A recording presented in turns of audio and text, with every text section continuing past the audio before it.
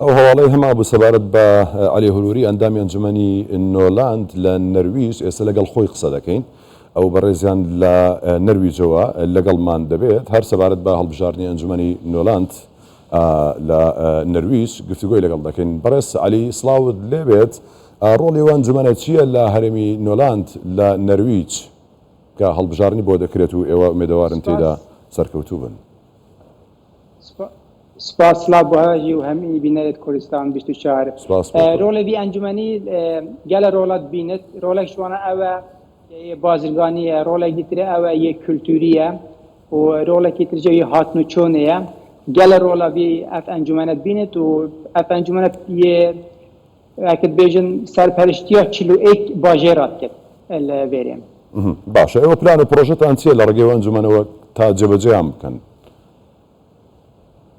وەکی من گوتی نکە ئیشارەت بە ئەف هەرێمەت پێکتش 41 باژێرا و هەر باژێرێکیژی بەرنامە پلانێکی هەیە مەسەلا ئەو شاری ئەسلێنی کە بۆدۆ دو پرۆژێت گەلە مازن مەیل بۆدۆ هەین بێگاوی ئێکشوانە ئەوە ئەوروپا قرارە دای کە ئەف ساڵە بێت بۆدۆ ئەو شارێکی ئەسلێت جیم دەبێتە پایتەختێ کولتوریە ئەوروپا. پرۆژێکی گەلێکی مازن و گرنگ ئەوە پرۆژێکی ترێ ئەوە پشتی بنگەهێکی عەسکەری کە بۆدۆ نەقل بیە بۆ جێهێکی دیترێ باژێرە بۆ دۆی برنامە ئەوە کە ئەو وی بنگە عەسکەری هەمی ببتە محەلەکان یان شارێکی نیم و ئەگەر ئەف هەردوو پرۆژە بۆ ئەف 4 ساڵە بێت گەلە گرنگم بۆ باژێرێمە. زۆر باشە. ئێکشوان گەلە پرۆژانە گەلە پرۆژەی ترشکێتین.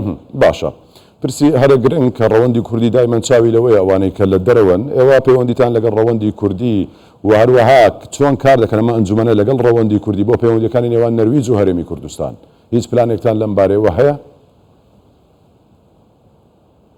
مثلا بۆ نمونە هەرێما نولاند بێرێ ئەم بەلکە ئەم 400 کورد هەنە و ئەوروپا بەڵامیژی ئەم کورد بەجل بێرێ تشتێ قورس کەفتە سەر ملێمە کورداژی لازمە ئۆرگانیزاسیۆنێت کورداژی یعنی هەوڵ بدن کە پەیوەندیە لەگەڵ حزبێ سیاسی و لەگەڵ ئەوی بکێت یا مەژی یا من کە ئەس قبول بوومە لەوی ئەنجومەنی هیویا من ئەوە بشێم خزمەتا وی وڵاتی بکەم کە پشتگیریا میکردی و ئەو باوەریەدا عینی وەختا هیویا مژی ئەوە لەگەڵ کوردت بێرێ و بشن خزمەتا ملەتی خۆشی خزمەتا کوردستانیژی بکەن. زۆر باشە. با پرسیارێک لێ بکەم لە ڕووی ئابووریەوە ئێوە چۆن کار دەکەن بۆ هێنانی یاخود ڕاکێشانی بازرگانانی نەرویجی بەتایبەتی هەرێمی نۆلاند بۆ هەرێمی کوردستان و خستنە گەڕی سەرمایەکانیان لە هەرێمی کوردستان؟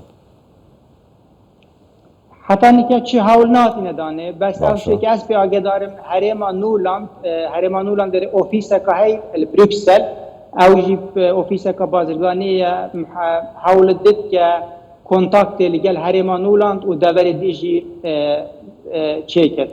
داعینی وەختا دێم ئەسوەکی کوردەکە لەبێرێ ئەژی دیر پێشێ بین خۆشیان خۆدە هەوڵ دم ئەگەر ئەس بشێم بمە پرەگرت نابینە وی وڵاتیدا وی هەرێمەدا و کوردستانێدا بۆچی نە دێ هەوڵدن. زۆر باش. هیچ پرۆژەیەک بەرنامەیەکتان هەیە لەو بارەیەوە کە بتوانن جێبەجێ بکەن یاخود کاری لەسەر بکەن؟ بۆ بەحسێ بۆدۆ یانژی نابینە بۆدۆ و هەرێما نولاند بۆدۆ هەرێمی کوردستان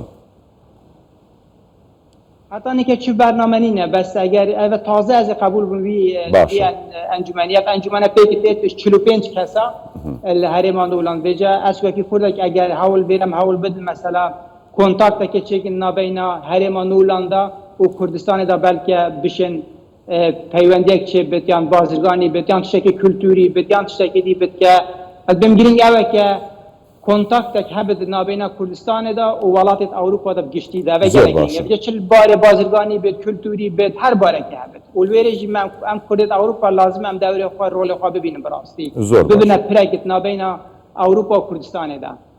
زۆر باشە. ئەمە ئەوە هیوا خواستنی تۆ بوو کە کۆنتاکتێک پەیوەندیەک هەبێت لە نێوان نەرویج و هەرێمی کوردستان.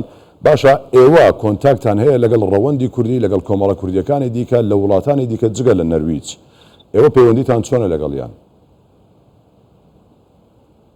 وڵات ئەبێت دەربەی نەرویج بەڵێ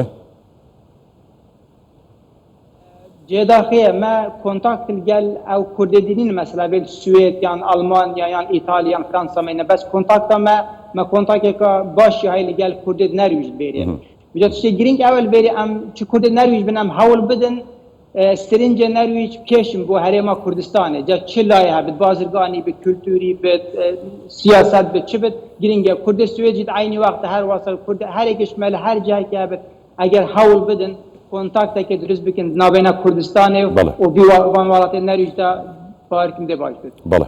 بەڕێز عەلی هەرۆری ئەندامی ئەنجومەنی نۆلاند لە نەرویج زۆر سپاس لە نەرویجەوە لەگەڵمان بووی ماندوو نەبیت.